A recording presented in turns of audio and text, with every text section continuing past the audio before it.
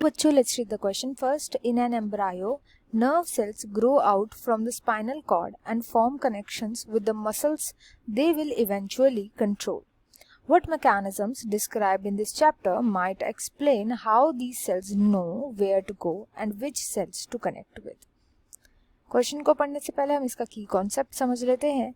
यहाँ पे जो की कॉन्सेप्ट यूज किया जाएगा, की कॉन्सेप्ट ये होगा एम्ब्रायो का डेवलपमेंट. Embryo development. एम्ब्रायो का डेवलपमेंट कब होता है? जब जायगोट का फॉर्मेशन होता है. जायगोट का फॉर्मेशन होता है आफ्टर फर्टिलाइजेशन. जायगोट से फिर बनता है एम्ब्रायो. जब एम्ब्रायो बनता है, इसी एम्ब्रायो से देन बनता है न्यू ऑफस्प्रिंग, नया इंडिविजुअल इसी एम्ब्रायो से चल करके ग्रो होता है.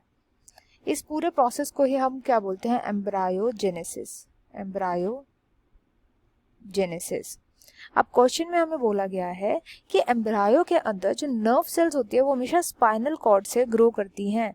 इस स्पाइनल कॉर्ड से नर्व सेल ग्रो करेंगी एंड ये नर्व सेल देन जाकर के कनेक्ट कर जाती हैं अपनी पर्टिकुलर मसल सेल से. पर्टिकुलर नर्व सेल्स जो होती हैं उनकी स्पेशल मसल सेल होती है. ऐसा नहीं होता कोई भी नर्व सेल जाकर के किसी भी मसल सेल से कनेक्ट कर जाएगी, किसी भी मसल से कनेक्ट कर जाएगी. यही पूछा है कि कैसे इन नर्व सेल को पता होता है किस मसल सेल के साथ जाकर के कनेक्ट करना है. तो इसके लिए हमें सेल सिग्नलिंग के बारे में पता होना चाहिए. सेल सिग्नलिंग का क्या मतलब होता है? हमारी बॉडी में एक मैकेनिज्म है जिसकी वजह से हमारी सेल्स के ऊपर, जो हमारी बॉडी की सेल्स है, उन पर सरफेस प्रोटीन्स लगे हुए होते हैं. ये सरफेस प्रोटीन्स होते हैं स्पेसिफिक एंड इन्हीं के इंटरैक्शन को पहली बात तो बोला जाता है. इंटरैक्शन को कैसे?